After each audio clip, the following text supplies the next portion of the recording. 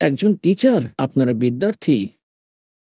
আর এই আধ্যাত্মিক মার্গের যে সিলেবাস আছে তা আমাদের সদ্গ্রন্থ পবিত্র 4 বেদ, পবিত্র শ্রীমদ্ ভগবদ গীতা আর পবিত্র সূক্ষ্ম বেদ। এর মধ্যে যা কিছু লেখা আছে সেটা আমাদের সিলেবাস। এর বাইরে কেউ পড়ালে সে টিচার ঠিক নয়, সে শত্রু বিদ্যার্থীদের। আর পবিত্র 18 পুরাণ, পবিত্র কুরআন শরীফ, পবিত্র বাইবেল, পবিত্র গুরু গ্রন্থ সাহেব, এইগুলি আমাদের পাঠ্যক্রমের পুস্তক। আর এই পাঠ্যক্রমের পুস্তকগুলির মধ্যে যে জ্ঞান সোজা পরমাত্মা দিয়েছেন কেবল সেটাই স্বীকার্য। আর যাদেরকে পরমাত্মা এসে প্রাপ্ত হলেন তার বিধান অনুসারে, এই ভালো আত্মাদের, আত্মারা যে পরমাত্মা পরমেশ্বরকে দেখলেন সচখণ্ডে শত লোকে, আর তারপর সব স্থিতি দ্বারা তারা পরিচিত হলেন, তারা যে জ্ঞান তাদের অমৃত বাণীতে লিখেছেন সেই জ্ঞান আমাদের মান্য। এর সাথে সাথে যেমন 18 পুরাণ এটি সহযোগী জ্ঞান সৃষ্টি রচনা বোঝানোর জন্য, বাকি 18 পুরাণের এই ভক্তিপথে কোনো যোগদান নেই। ভক্তিমার্গে যোগদান রয়েছে পবিত্র গীতাজির, পবিত্র 5 বেদ, 4 বেদ তো আপনাদের সামনে রয়েছে, ওয়েল নোন। আর পঞ্চম যা সচিদানন্দ ঘন ব্রহ্মের বাণী, তিনি স্বয়ং নিজের মুখে এসে বলেছেন আর এখানে এসে থেকেছেন সেই বাণী। এইগুলি হলো আমাদের ভক্তির পথের সদ্গ্রন্থ। এর অতিরিক্ত যেমন পুরাণ আছে, কোরআন আছে, আর যেমন কোরআন শরীফে যে জ্ঞান দিয়েছে ব্রহ্ম হযরত মুহাম্মদ জিকে সোজা, সেই জ্ঞান একদম সঠিক। এর অতিরিক্ত কোনো ফরিস্তা প্রবেশ করে বলেছে তো ফরিস্তার আদেশ আমাদের স্বীকার্য নয়, কেবল পরমাত্মার যে জ্ঞান আছে সেটাই আমাদের স্বীকার্য। যেমন পুরাণের ভিতরে ব্রহ্মাজি নিজের অনুভব, কিছুটা বেদের জ্ঞান মিক্স, আর কিছুটা পূর্ণ পরমাত্মা এসে যে তার সাথে ডিসকাস করেছিলেন সেই জ্ঞান নিয়ে নিলেন কিছুটা। তো যেই জ্ঞানটা কমপ্লিট তা স্বীকার করল না কবি পরমেশ্বরের জ্ঞান। নিজের অনুভব, বেদ যেভাবে সে বুঝল সেই জ্ঞান মিলিয়ে এই এই পুরাণের জ্ঞান শুনিয়ে দিল।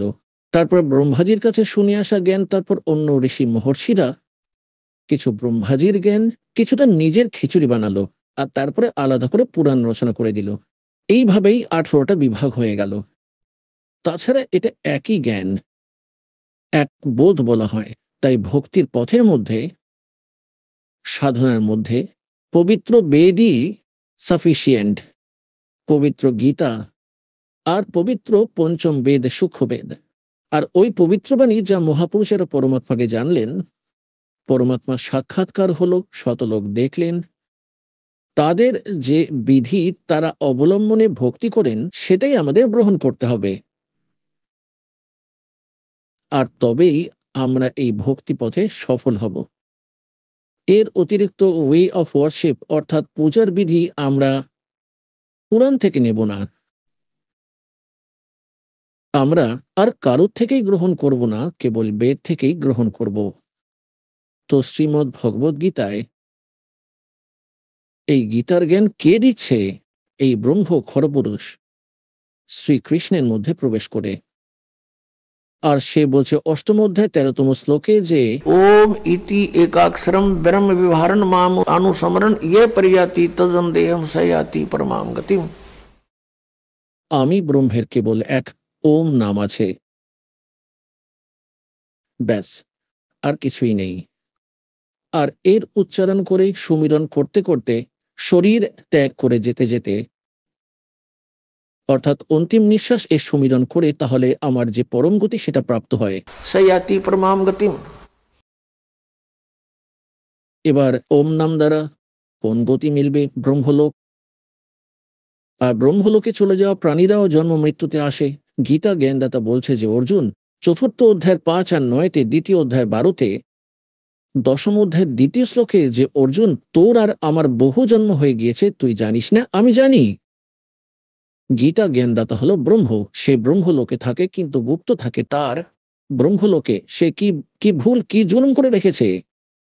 ধোঁকা দেওয়ার জন্য নকল শতলোক, নকল অলোক লোক আর নকল অবমলোক, অকয় লোক বানিয়ে রেখেছে। সে জানতো যে যদি এরা সত্যতা জানতে পেরে যায়, এরা পালিয়ে যাবে এখান থেকে। আর স্বয়ং থাকে গুপ্ত, আর এখান থেকে গুপ্ত স্থান থেকেই আকাশবাণী করে দেয়। যেমন হজরত মোহাম্মদকে নিয়ে গিয়েছিল ফরিস্তারা, সেখানে নিয়ে ছেড়ে দিল ব্রহ্মলোকে, আর সেখান থেকে আকাশবাণী হয় উপর থেকে। সামনে কিছু দেখতে পেলেন না হজরত মোহাম্মদ, কারণ সে গুপ্ত থেকে কাজ করে ফেলে সব। সে কসম খেয়ে রেখেছে, প্রতিজ্ঞা করে রেখেছে, এই কাল যে আমি কখনো কারো সামনে আমার বাস্তবিক শরীরে আসব না। তাই পর্দার পিছন থেকে হজরত মোহাম্মদকে আদেশ দিল যে তুই 50 নমাজ ডেইলি করবি। তারপর ফিরত আসতে লাগলেন। তখন ওখানে যারা ঈশাজি মুসাজি ছিলেন ওখানে পিতৃলোকে, তারা বললেন যে এটা অনেক বেশি হয়ে যাবে, কিছু ক্ষমা প্রদান করুন। তারপর শেষে এই 5টা রেখে দিল, 5 সময়ের।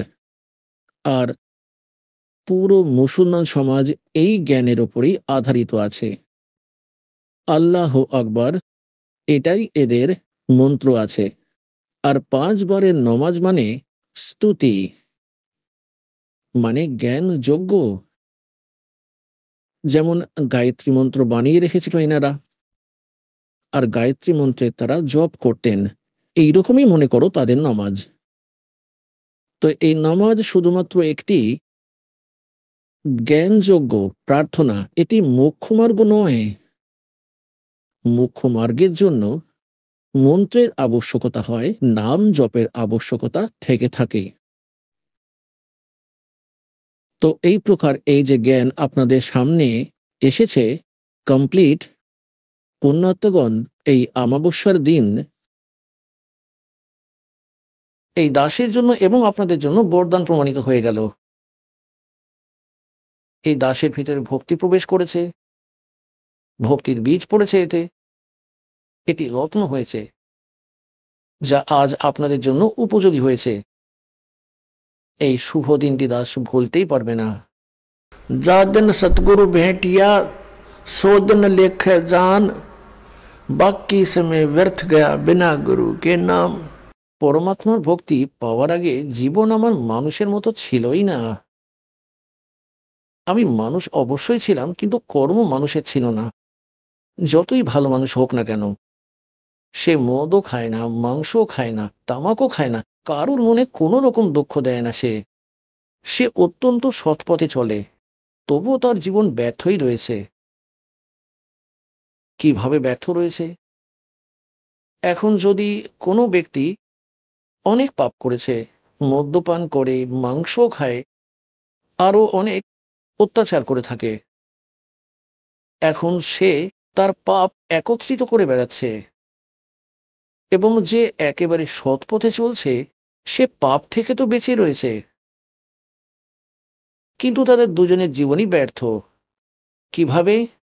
যেমন একজন কৃষক 1 বিঘা জমিকে খুব ভালোভাবে যত্ন করে তাকে চাষ করে, আর তার সব ঘাস তুলে ছেড়ে দিয়েছে, আর তাকে ছেড়ে দিল। তাতে কিছুই কিছুই ফেললো না সে, তাতে কিছুই বপন করেনি। আর সাথে অন্য বিঘা জমিতে না চাষ করেছে, না বপন করেছে, আর তাতে ঘাস ফুস আগাছা পড়ে রয়েছে। তো যেটাতে চাষ করা হয়েছে কিন্তু তাতে বীজ বপন করেনি, আর যেটাতে চাষ করেনি, দুটোই ইউজলেস, একই রকম। চাষকৃত জমি কি কাজে লাগবে যদি তাতে বীজ বপন করাই হলো না? একইভাবে যারা সৎ আত্মা, তারাও তাদের জীবন নষ্টই করবে। যে সত্য সাধনা করে না আর যে খারাপ কাজ করে বেড়ায়, সে তো অন্য পাপ একত্রিত করছে। তা তো বোঝাই যাচ্ছে, তাকে একজন সাধারণ মানুষ বুঝতে পারবে আপনি কর্ম খারাপ করছেন পাপ করে। এবং যারা নিজেরা ভক্তি করে না, ভালো আত্মারাও, তারাও কিন্তু তাদের জীবন নষ্টই করছে। এই জন্মে সে কিন্তু কোনো পাপ করেনি এবং পরের জন্মে মনমুখী ভক্তি করে নাইজেরিয়াতে জন্ম দেয় সেই ভালো আত্মাকে, যে ভক্তি করেই না। আর সেইখানে জন্মের সাথে সাথেই সে মাংস খেতে শুরু করবে। কাঁচা খেত আগে, এমনই খারাপ অবস্থা ছিল আগে। তাই বলার অর্থ হলো এই যে যতক্ষণ আমরা সদ্গুরু স্মরণে আসবো না এবং ভক্তি করব না, এবং ভক্তি যদিও করি তাও শাস্ত্রবিধি ত্যাগ করে স্বেচ্ছাচারী আচরণ করি, তাও ব্যর্থ আছে। এখন আমাদের দরকার ছিল গম গম বপন করা উচিত ছিল, যাতে আমাদের জীবন রক্ষা পায় এবং আমাদের সন্তানদের জীবনও রক্ষা করা যায়। আর আমরা বপন করে ফেলেছি ভাং। বলুন, সেই ভাং দিয়ে কি পেট ভরা যাবে? তো এই যে সত্য মন্ত্র আছে, সত্য নাম, এই 2 অক্ষরের, যাতে এক ওম আছে, এক তৎ আছে, গুপ্ত আছে। এই দাস বলবে এটা প্রতীকী। এই মন্ত্রটিকে গমের বীজ মনে করে নিন এবং একে ছেড়ে যে 5টি নাম রয়েছে, 3 নাম যা ওম, অকাল মূর্ত সৎস্বরূপী রাম, সৎপুরুষ ওমকার, রোমকার, জ্যোতি নিরঞ্জন বা সত্য নামে ইত্যাদি যা বানিয়ে রেখেছেন এনারা। যখন কেউ একা শুধুমাত্র সোহম নাম নিয়ে নেয়, সব বাইরে হাম ভিতরে, এই ধরনের ভণ্ডামি করে রেখেছে। তারা সবাই ভাং বপন করছেন। এর দ্বারা সিদ্ধি প্রাপ্ত হয়ে যায়, আর এই সিদ্ধি এই জীবনের শত্রু হয়ে যায়। তো পুণ্যাত্মারা যারা শাস্ত্রবিধি ত্যাগ করে স্বেচ্ছাচারী আচরণ করছে তা ব্যর্থ। তীর্থ উপবাস করছে, এটা গীতার বিরুদ্ধে। কারণ শ্রীমদ্ ভগবদ গীতা একটি সম্মানিত শাস্ত্র, আর এতে গীতার জ্ঞানদাতা হলো ব্রহ্ম। আর ব্রহ্ম বলছেন যে না, তো এতে জয়রাম জয় জয়রাম নাম জাপ করার আদেশ রয়েছে। এর মধ্যে কেবল একটি ওম মন্ত্র আছে, বলছে আমার শিবিরন হলো ওম মন্ত্রের। তারপর সে জোর দিয়ে বলছে যে আমার নাম জপ করলে, ওম নাম জাপ করলে ব্রহ্মলোক প্রাপ্ত হবে, আমাকে প্রাপ্ত করবে, আর আমাকে কাল প্রাপ্ত হয়ে আবার জন্ম মৃত্যুতে, কারণ এনারও জন্ম মৃত্যু রয়েছে। তাই সপ্তম অধ্যায়ের 18তম শ্লোকের নিজের গতিকেও অনুত্তম বলেছে, অর্থাৎ বাজে বলেছে। এই জন্যই বলেছেন 18তম অধ্যায়ের 62তম শ্লোকে, 15তম অধ্যায়ের 4র্থ শ্লোকে, যে তুই তত্ত্বদর্শী সন্তের প্রাপ্তির পর পরমেশ্বরের সেই পরম পদের সন্ধান করা দরকার, যেখানে যাওয়ার পর সাধকার এখানে ফিরেই আসে না। 18 অধ্যায়ের 62তম শ্লোকে বলা হয়েছে যে সর্বভাবে অর্জুন তুই ওই পরমেশ্বরের স্মরণে যা, ওই পরমেশ্বরের কৃপায় তুই পরম শান্তি এবং সনাতন পরম ধাম প্রাপ্ত করবি। অর্থাৎ তোর আর কখনো মৃত্যুই হবে না, সর্বদার জন্য তুই সুখী হয়ে যাবি। ঠিক তার জন্যই বলেছেন যে আমি জানি না ওই পরমক্ষর ব্রহ্মের সাধনার কথা। 4র্থ অধ্যায়ের 32 ও 34 শ্লোকের উপসংহার এই যে জ্ঞান সচিদানন্দ ঘনব্রহ্ম তার মুখ কমল দ্বারা এখানে এসে বলেছেন, এবং তার দ্বারা বলা এই অমৃত বাণীতে যে জ্ঞান আছে, কবির বাণীতে সেই তত্ত্বজ্ঞান আছে। আর 4 অধ্যায় 34তম শ্লোকে বলা হয়েছে ওই তত্ত্বজ্ঞানকে তুই তত্ত্বদর্শী সন্তের কাছে গিয়ে বোঝ, ওনাকে প্রণাম কর, ওই তত্ত্বদর্শী সন্ত তোকে ওই তত্ত্বজ্ঞান বলে দেবে। এখন 17তম অধ্যায় 23তম শ্লোকে বলা হয়েছে সচিদানন্দ ঘন ব্রহ্মকে পাওয়ার এই 3টি মন্ত্রের জপ রয়েছে, ওম তৎ আর সৎ। ওম তো সরাসরি রয়েছে, তৎ আর সৎ গীতা জ্ঞানদাতা জানেন না। তা বলবে এই তত্ত্বদর্শী সন্ত, তাকে জিজ্ঞাসা করো। তো এই দাস হলো সেই তত্ত্বদর্শী সন্ত এই বর্তমানে। আপনাদের কবে বিশ্বাস হবে এই দাসের উপর, তা আপনাদের ভাগ্যের উপর নির্ভর করে থাকে, পরমাত্মার ইচ্ছার উপর নির্ভর করে থাকে। সত্যই মেনে নেবেন এই পৃথিবীতে 21 ব্রহ্মাণ্ডে এই জ্ঞান আর এই সমাধান এই দাসের অতিরিক্ত আর কারোর কাছেই নেই। আমরা পরমাত্মা ভক্তি ঠিক এইভাবেই করব, যিনি আমাদের ভাগ্যের অধিকও দিয়ে দেবেন আমাদের, যদি প্রয়োজন হয় তবেই। ওই পরমাত্মাকে খুঁজে পেয়েছি আমরা। এই জন্য পরমাত্মাকে খুঁজতাম আমরা যখন আমরা নিজে চেষ্টা করে ব্যর্থ হয়ে যেতাম। পরিশ্রম করে ব্যবসা, আর তাতে লস হতো তখন আমরা ভগবানকে খুঁজতাম, কিন্তু উনি এমনই শক্তি যে আমাদের এই ক্ষতিপূরণ তিনি করে দিয়েছেন। এখন সেই ভগবানকে আমরা সরাসরি পেয়ে গিয়েছি। এখন আমাদের কি প্রয়োজন কোনো উল্টো পাল্টা কোথাও কাজ করবার? এখন সোজা পেয়ে গিয়েছি আমরা। তো তখন পরমাত্মা কি বলেছিলেন? ধর্মদাস, कलयुग बीते 5500 पाचा, तब ये मेरा वचन होगा साचा।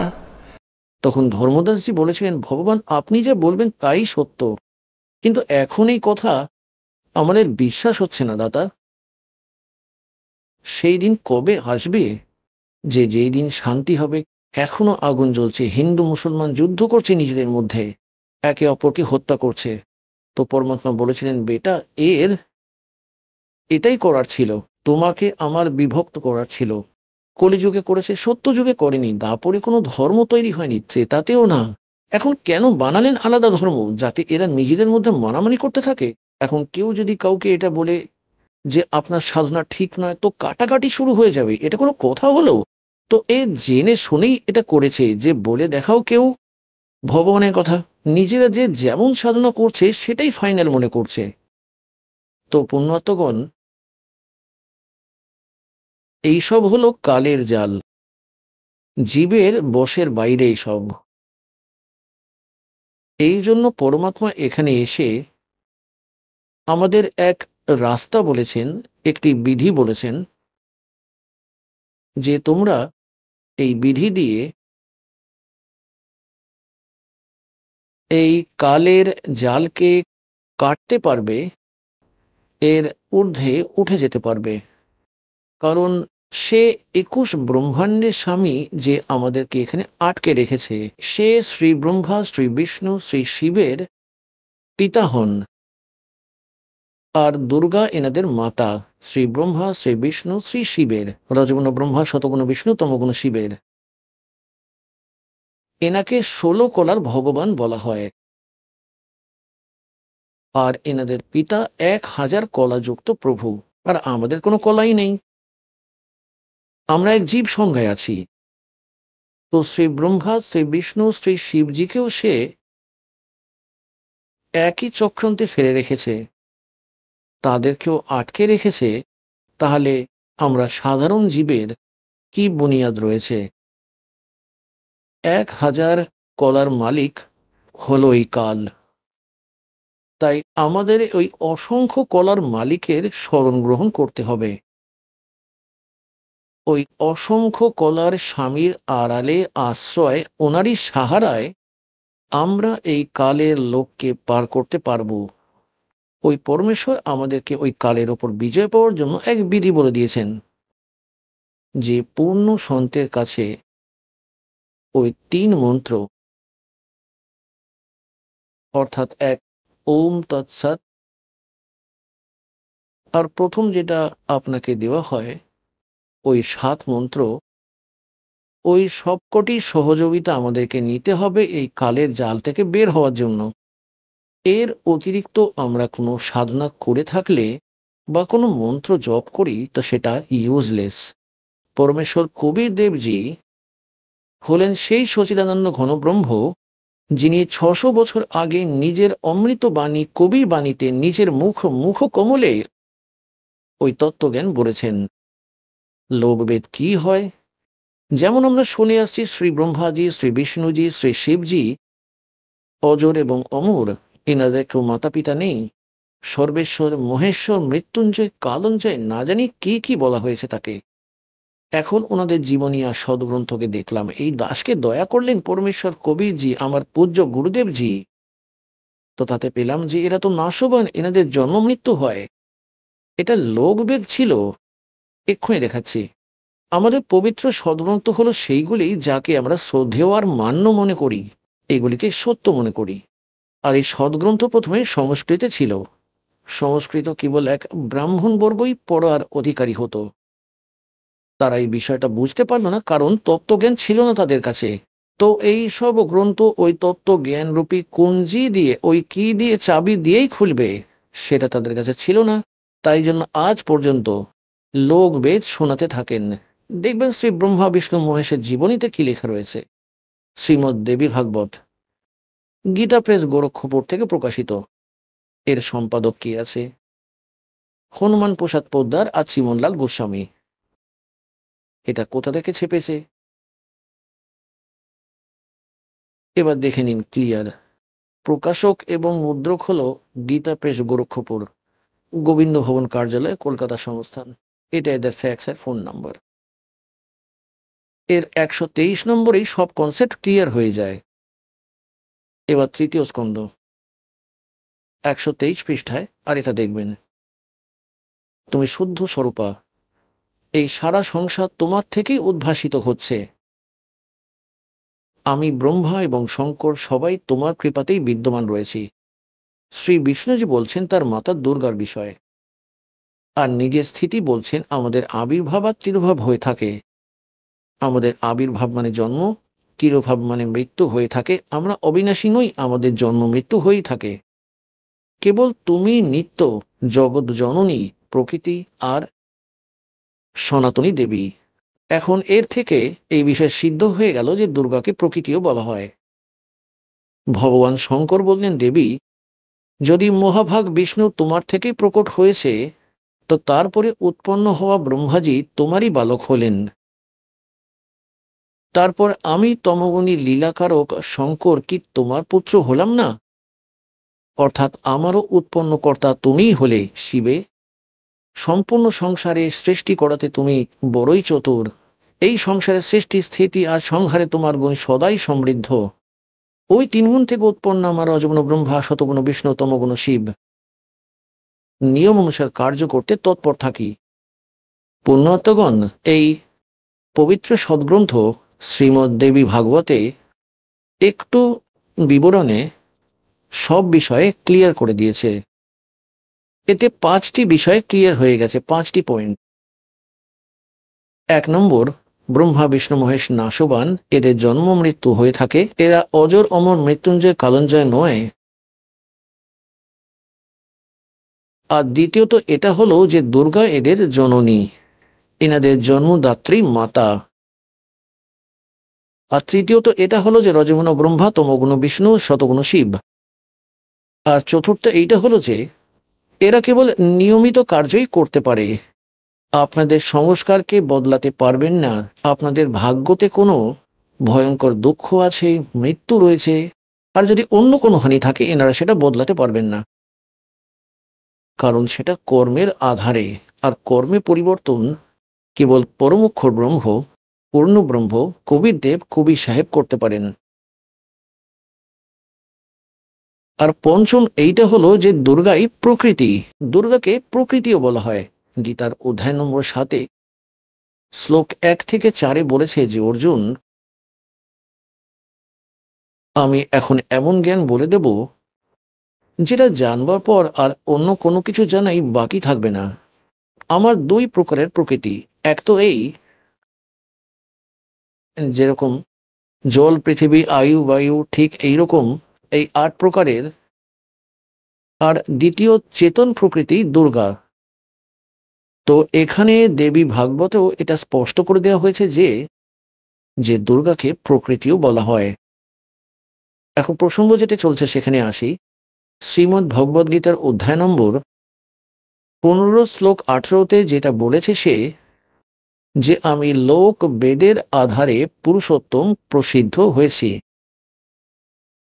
কারণ আমার অন্তর্গত যত প্রাণী রয়েছে এই 21 ব্রহ্মাণ্ডে, আমি তাদের থেকে উত্তম, তাদের থেকে বলবান। এই জন্য আমি লোক বেদের আধারে পুরুষোত্তম প্রসিদ্ধ হয়েছি। কিন্তু পুরুষোত্তম তো 15তম অধ্যায় 17তম শ্লোকে এটা বলে দিয়েছে যে আমি হলাম সেই পরমক্ষর ব্রহ্ম। তো এখানে পরমাত্মা বলছেন, কবি পরমেশ্বরজি নিজের উদাহরণ নিজেই দিচ্ছেন। आपे आरती आपे साजे आपे किंगर आपे बाजे आपे ताल झांझ जनकारा आप नचे आप देखण हारा। নিজ মহিমা নিজেই বলছেন, নিজের উপরেই সব উদাহরণ প্রকাশ করে আমাদের বোঝানোর চেষ্টা করেছেন পরমেশ্বরজি। पीछे लग गया जाऊं था मैं लोक वेद के साथ, रस्ते में सतगुरु मिले दीपक दे दिया हाथ। প্রথমে আমরা লোকবেদের আধারে কখনো কারুর পূজা, কখনো কোনো ব্রত, কোনো ইষ্টধামে ঘুরে ঘুরে বেড়াতাম, কোনো তীর্থস্থানে ঘুরে বেড়াচ্ছিলাম। পরমাত্মা এইটা বলেন যে पीछे लग गया जाऊं था मैं लोक वेद के साथ। ব্রহ্মা বিষ্ণু মহেশ্বরকে সর্বেশ্বর মনে করি আমরা পূজা করতাম, এটা লোকবেদ ছিল। আর বলা হয় এই ভক্তি মার্গেই, এই ভক্তির যাত্রায় সদ্গুরু পেয়ে গেলাম। अब दीपक दे दिया हाथ, अब दीपक दे दिया हाथ। এই তত্ত্ব জ্ঞান রূপী টর্চ দিয়ে দিলেন। এখন এর আলোর সাহায্যে আমাদের ঘুরে বেড়াতে হবে না, গর্তে আমরা পড়ে যাব না, সোজা রাস্তায় চলতে পারবো। এখন যেমন আমরা প্রথমে যে পূজা করতাম, আর আমাদের সংস্কার বশত কোথাও কোনো পুণ্য ও কোনো লাভও হয়ে যেত, হতোই সেটা, কারণ পূর্বজন্মের কর্মফল তো দিতে হবেই সবাইকে। তো আমরা এইটা চিন্তা করতাম যে আমরা ভগবান বিষ্ণুর পূজা করছি, আর ভগবান শঙ্করের পূজা করছি, বাবা শ্যামজিরও পূজা করছি, হনুমানজিরও পূজা করছি আমরা, যার কারণে আমাদের সুখ প্রাপ্ত হচ্ছে। এখন জানা গেল যে এনারা কিছুই করতে পারেন না। এনারা নিজেদের প্রারব্ধকে, নিজের পাপকর্মকে নাশ করতে পারেননি, তাকেও ভোগ করতেই হয়েছে। যেমন ভগবান শ্রীকৃষ্ণজি বিষ্ণুজির অবতার ছিলেন, ভগবান শ্রী রামচন্দ্রজিও বিষ্ণুর আত্মাই ছিলেন, আর শ্রীকৃষ্ণজিও। নারদজি অভিশাপ দিয়ে দিয়েছিলেন বিষ্ণুজিকে, কারণ তিনি বিবাহ করতে চেয়েছিলেন, আর তিনি ভগবান বিষ্ণুজির কাছে হরিরূপ চেয়েছিলেন। বিষ্ণুজি তাকে বাঁদরের মুখ লাগিয়ে দিয়েছিলেন, যার জন্য তিনি অশুদ্ধ হয়ে গেছিলেন। আর বিষ্ণুজিকে অভিশাপ দিয়েছিলেন যে একটা সম্পূর্ণ জীবন তুমি তোমার স্ত্রীর বিয়োগে কাটিয়ে দেবে। আর ঠিক এরকমই হলো। শ্রী বিষ্ণুজি রামচন্দ্রের রূপে রাজা দশরথের ঘরে জন্ম নিলেন। যুবক হতেই তার বিবাহ হলো, বিবাহ হতেই তার বনবাস হলো, বনবাসে সীতার অপহরণ হয়ে গেল, আর 12 বছর পর্যন্ত সীতা রাবণের বাগানে রইলেন। তারপর ঘোর যুদ্ধ হলো, কোটি ব্যক্তি মারা গেল, সীতাকে সেখান থেকে কুশলে নিয়ে এলেন। তারপর কিছু বছর বাদে কোনো ধোপার ব্যঙ্গ শুনে টোন কষাতে সীতাকে ঘর থেকে বের করে দিল। আজীবন তাদের মিলন হলো না, নারদের অভিশাপে। আর এই ভগবানের দুরবস্থা এটা। তো পরমাত্মা বলছেন কবিরজি যে तुम कौन राम का जपते जापम, और तात कटे न ये तीनों तापम। আর তারপর শ্রীরাম রূপে বালিকে মেরেছিল সুগ্রীবের ভাইকে শ্রীরামচন্দ্রজি মিথ্যা কথা বলে। তারও প্রতিফল ভক্তি হয়েছিল শ্রীকৃষ্ণ রূপে অবতরিত হওয়ার পর। এক শিকারী শ্রীকৃষ্ণজির পায়ে বিষাক্ত তীর মারল, আর শ্রীকৃষ্ণের মৃত্যু হলো। ওই শিকারী কে ছিল? ওই বালির আত্মাই ছিল। তাই এখানে পরমাত্মা বলছেন पीछे लग गया जाऊं था मैं लोक वेद के साथ, रस्ते में सतगुरु मिल गए दीपक दे दिया हाथ। আবার পরমাত্মা বলছেন যে পূর্ণ আত্মারা কখনো থেমে থাকতেই পারেন না ভক্তি ছাড়া। হোক তাদের যে কোনো প্রকারে যে কোনো সাধনাকেও বললে ওইভাবেই তারা লেগে পড়ে, কারণ তারা পূর্বের পুণ্যকর্মী সংস্কারী প্রাণী হন। আর সৎ সাধনা না পাওয়ায় তারা তাদের নিজের জীবন নষ্ট করে চলে যায়। আর পূর্বের পুণ্য থেকে তাদেরকে ওই জীবন থেকে আর শাস্ত্র বিরুদ্ধ সাধনা করতে করতেও বহু সাংসারিক সুখ হয়ে যায়, যা তাদের প্রারব্ধে থাকে। আর তারা ভাবে যে আমরা এই যে পুজো করছি এতেই আমাদের লাভ হচ্ছে। তাই যেই কারণে তারা নিজেদের জীবন নষ্ট করে চলে যায়। শেষে তাদের উপর অনেক ভারী বিপদ আসতে শুরু হয়ে যায়, কারণ পূর্বজন্মের যে পুণ্য ছিল সেটা তো সমাপ্ত হলো। আগে চার্জার ঠিক ছিল না, পরে সাধনা শাস্ত্র অনুকূল ছিল না, সেটা শাস্ত্র বিরুদ্ধ ছিল, তাতে কোনো লাভ হওয়ারই ছিল না। এখন কি বলছেন পরমাত্মা, যে যারা পুণ্য আত্মা হয় তারা অবশ্যই যায় যেখানে কোনো সমাগম হয়ে থাকে, কোনো যেমন মেলা হয়, সম্মেলন হয় কোনো তীর্থস্থানে বা কোথাও অন্যান্য মন্দির স্থানে কাউকে স্মরণ করে। তো এই প্রাণী অবশ্যই যায়, কারোর হাতে নেই, তাদের ভগবানের প্রতি পূর্বের টান আছে। কারণ তিনি পূর্বে সেটা স্বয়ং তৈরি করে যান। পরমাত্মা 600 বছর পূর্বে এসেছিলেন, 64 লক্ষ শিষ্য বানিয়ে তাদেরকে জ্ঞানের দ্বারা প্রেরিত করলেন, সঙ্গে ভক্তি দিয়ে চার্জ করে গেলেন। ওই 5 নাম দিয়ে গেছিলেন, ওই রোমকার ওমকার ওইগুলি নয়, ওই 5 মন্ত্র, ওটা আলাদা নাম আছে, যা গুরু গ্রন্থ সাহেবের যে 5 নামের উল্লেখ আছে 5 প্রধানদের। যেমন মূল কমলে গণেশের বাস, যেটা আপনাদেরকে দেওয়া হয়, ওনার মন্ত্র আপনাকে দেওয়া হয়। সাত চক্রে সাবিত্রী ব্রহ্মার মন্ত্র, নাভি কমলে বিষ্ণুজি আর লক্ষ্মীর মন্ত্র আপনাদেরকে আলাদাভাবে দেওয়া হয়। হৃদয় কমলে শিব আর পার্বতীর, কণ্ঠ কমলে দুর্গার। কিন্তু এখন 7 মন্ত্র দিতে হবে, ওটা পরমাত্মার আদেশ। আগে 5 মন্ত্র দিতে হতো। তো ওই মন্ত্রে আপনি চার্জ হবেন, আপনার ভৌতিক সুখ আপনার সংগৃহীত হবে, আর এতে মনুষ্যর জীবনও প্রাপ্ত হতে থাকে, কিন্তু মুখ্য হয় না ওই 5 নামে। তারপর এর সঙ্গে শতনাম আর আদি নামে মুখ্য হয়। এবার পুণ্যার্থগণ, তো পরমাত্মার সাথে আপনার যে আত্মা ছিল প্রথমে, তাই আজ ঘুরে বেড়াচ্ছ। কেউ রাধাস্বামীতে ফেসে গেল, কেউ নিরঙ্কারিতে গিয়ে ফেসে গেছে, কেননা পরমাত্মার ব্যাকুলতায় থাকতে পারে না প্রাণী। আর কেউ এই হংসাদেশের মধ্যে, অর্থাৎ সতপালজি মহারাজকে, আর কেউ কেউ বাল যোগেশ্বর, যিনি আমেরিকায় থাকেন, প্রেম সিংহ রাওয়াত নাম ওনার। এখন প্রসঙ্গ চলছে যে পুণ্যাত্মগণ ভক্তি করতে করতে আগে জন্ম জন্মান্তর থেকে আসছে, তারা ঘুরতেই থাকে। তো কি বলতে চাইছেন পরমাত্মা, যে मेले ठेले जाइयो मेले बड़ा मिलापे, पत्थर पानी पूजते कोई साधु संत मिल जाते। কি বলতে চাইছেন, যে পরমাত্মার আসক্তিতে লেগেই থাকো, অবশ্যই ঘুরতে থাকো কোথাও না কোথাও। আর বলেছে पत्थर पानी पूजते कोई साधु संत मिल जाते। এখন সাধু সন্ত তো সেরকম কেউ নেই, পরমাত্মা স্বয়ং আসেন। ওনার দ্বারা দেওয়া সেই জ্ঞান একটি পুস্তকে লিপিবদ্ধ করে আর তাকে প্রকাশিত করা হয়েছে। সেই পুস্তককে হরিদ্বারে দেওয়া হলো, যেখানে কুম্ভের মেলা ছিল। কোথাও আবার গোবর্ধনে ফেরিতে যাওয়া ভক্তদের মধ্যেও দেওয়া হলো। আর বিলি করতে গেলে সবাই মার মার করে তেরে এগিয়ে আসে, যে কি বলা হয়, যে ব্রহ্মা বিষ্ণু মহেশের মাতা পিতা বলা হচ্ছে, একে মারো, ভাগিয়ে দাও। তারপরেও আমাদের ভক্তরা যেমন তেমন করে কিছু না কিছু বীজ বপন করেই আসে। আর সেইগুলোকে পড়ে যে পুণ্যাত্মারা ঘুরে ঘুরে বেড়াচ্ছিলেন, ধাক্কা খাচ্ছিলেন পরমাত্মার আসক্তিতে, সেইগুলি পড়ে এবার এখানে আসছেন।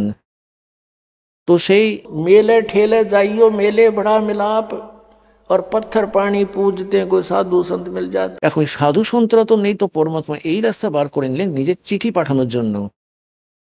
এই পুস্তক তত্ত্বদর্শী সন্তের কাজ করে থাকে, তাই তাকে পড়ে তোমরা এখানে আসছো। তো কি বলছেন পরমাত্মা, के पीछे लग गया जाऊं था मैं लोक वेद के साथ, रास्ते में सतगुरु मिल गए। এই যাত্রায়, ভগবানের ভক্তি করার যাত্রায়, কারণ আপনারা কোনো জয়গুরু দেবজির ওখানে গিয়েছিলেন, কোনো রাধা স্বামীর কাছে, তো কোনো সেরকম পরম্পরাগত সাধনা করছিলেন, তো এই ভক্তির মার্গে তত্ত্বদর্শী সন্ত পেয়ে গেলেন আপনারা।